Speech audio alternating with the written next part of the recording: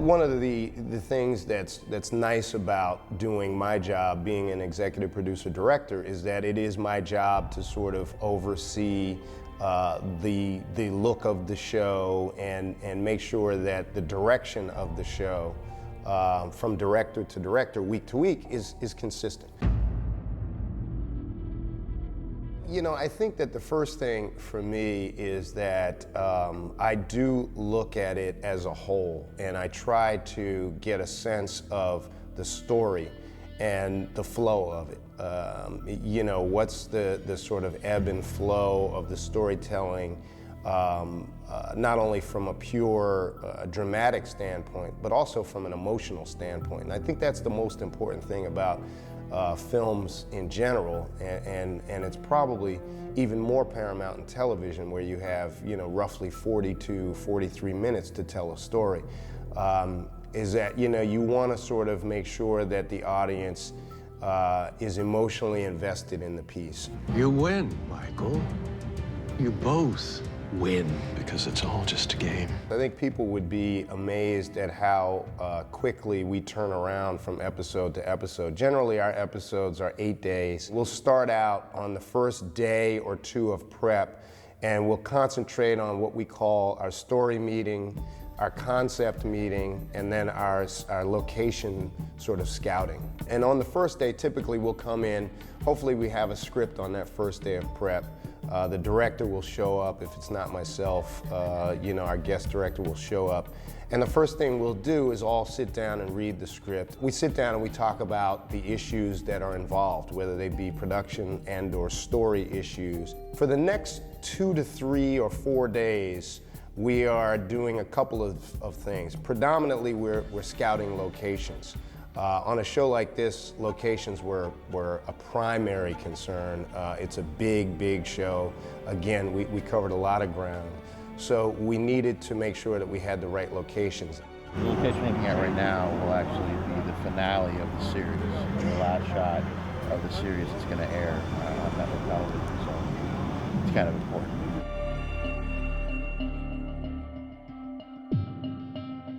Well, I'm gonna, you know, that'll be my alley, and then, you know, let's walk down here. What I was thinking of doing is building some kind of picket fence.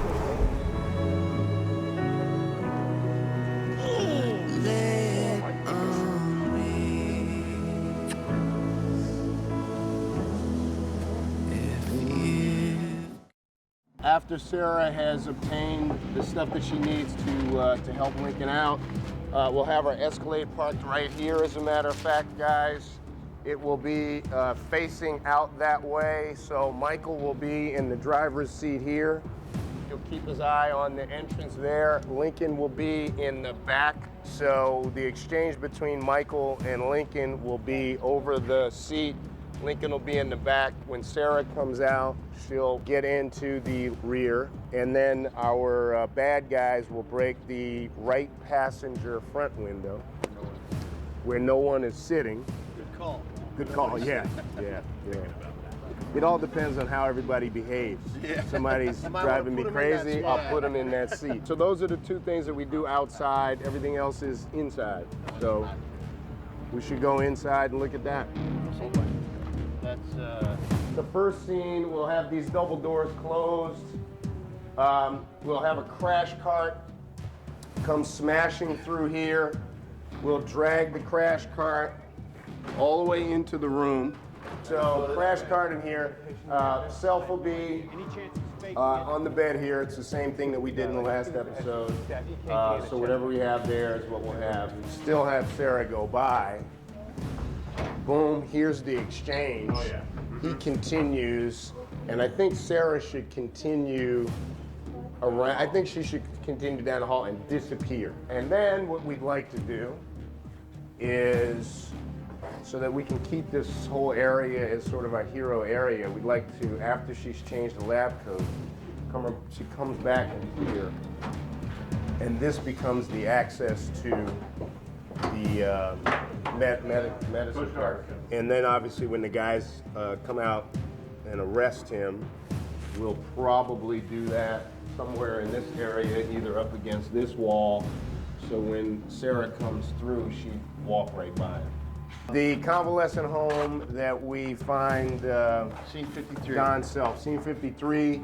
So wheelchair, he'll be here looking out the window.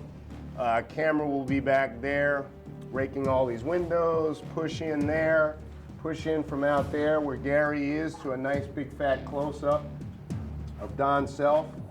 Exactly. And Don's your uncle. We were gonna put some signage right here of some sort, You mean something like like cafeteria? maybe cafeteria, Yeah. but in blue. Yes. Now, do we want the nurse? We talked about the nurse or not the nurse to wipe the jewel, or if we just wanted him by himself. We should have the nurse here, just in case that beat works. Yeah.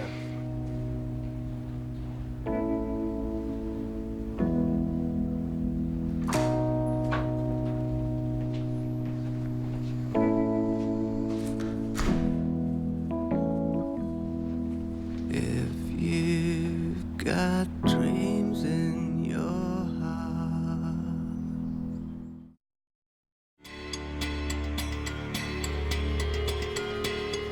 This is the, obviously the conference room for, you know, when they bring Michael in.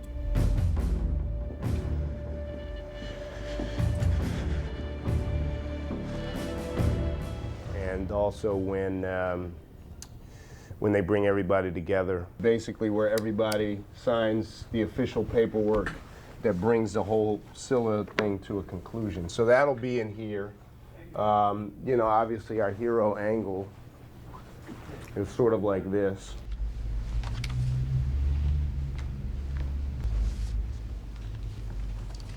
And this is it. There'll be some follow-up interviews, but this is it. In 7 days, which, you know, as I said, is a pretty short amount of time, we're standing this thing up on its feet and getting it ready to go in front of camera. right. And then at that point, I begin to look at individual scenes and really look at what I think is the next most critical thing is transitions. I think that, you know, particularly in television, where you know that you are going to go to a close-up within moments of seeing, you know, the wide shot, establish where you are, and then maybe see something, you know, moving into your master, and then suddenly you know you're going to go to close-up.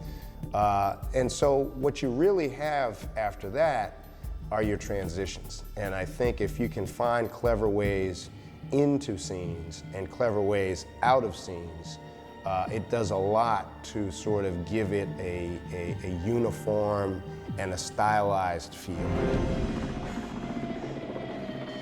In 2 minutes, your eyeballs are gonna pop out of your head. Now that's worse than death. And then I start to really break them down dramatically and make sure that it makes sense. Make sure that each piece of dialogue is contributing to and moving the story forward.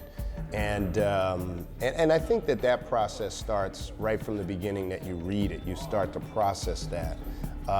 But I think after those other two things are sort of established, you want to revisit that again because, you know, actors will come in and they are going to apply their own logic and their thinking and their process to it. And you want to be able to answer those questions confidently. And you want to be on the same page as them. And the reality is you really want to get out in front of those questions before they become questions. And so, you know, those are the things I try to do and to really make sure that it's making sense and that it is efficiently done and we don't have a lot of excess. And I think basically those are the kinds of things that I look at. And then, you know, within that, obviously, with a director's eye, you want to try to find ways of expressing your visual ideas that are compelling. And I think that happens in a number of ways, either through prep and thinking about it, you know, using your imagination, but also on the set when you get there with the actors and with the DP and all those pieces start to come together. The line when Padman tells them to let Sophia go, sirens should start. So you just in your own head, just imagine the sirens. and you have a misfire in the one round, then you're finished. Because it's not going to chamber, it's not going to do anything. All right, so if he clicked it, Yeah. and she said misfire, Yeah. meaning Right. you got Right. how unlucky can you get? Right. Oh, that could work. There you go. I'm saying that'll give you at least some drama. Yeah, right.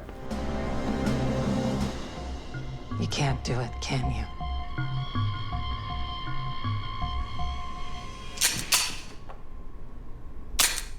Oh, dear. Misfire. On this show, not only do we have a number of people in the scenes, but we generally will have some element of action included in that. So what we're really doing is dealing with the scene within a scene, because you've got the dialogue part of it, and then you've got the fight sequence. So it is a difficult thing. You have to be fairly smart about, and you have to prioritize. I think you have to look at it and determine what the most important elements of the scene are. What is the scene about? And you know, quite frankly, I had an example of that today where, you know, I didn't have an awful lot of time. There were two important elements to the scene I was shooting. With another element that I thought, oh, if I could get that subtext into the scene, that would be great. But ultimately, I had to decide to stick with what that scene was trying to do on its very fundamental level and let the other part of it go. And I think that's sometimes what gets us in trouble, is when we try to blanket cover everything. And you know, I've been known to tell actors sometimes, you know, they'll ask me about a specific blocking, and I'll say, well, the reason I've put you behind that person is because when I go to a close-up of that person, I'm gonna see you in the background, which buys me 2 for 1. I don't now have to do a specific shot of you just to get your reaction. Where do you wind up, sir? Where do I wind up where? When, after the shootout, where do you settle? On the blue mark? Yeah. Great, okay. I may, you know what, just step forward a little bit just so that you can clear for that camera so you're not behind the pillar, okay? Television, you know, requires a certain amount of efficiency and cleverness, if you will, and ingenuity in terms of how you're gonna do that. And you know, it's a talent, it really is. But I think it's something that comes with experience. At least I hope it does. Good, good, all right, thank you.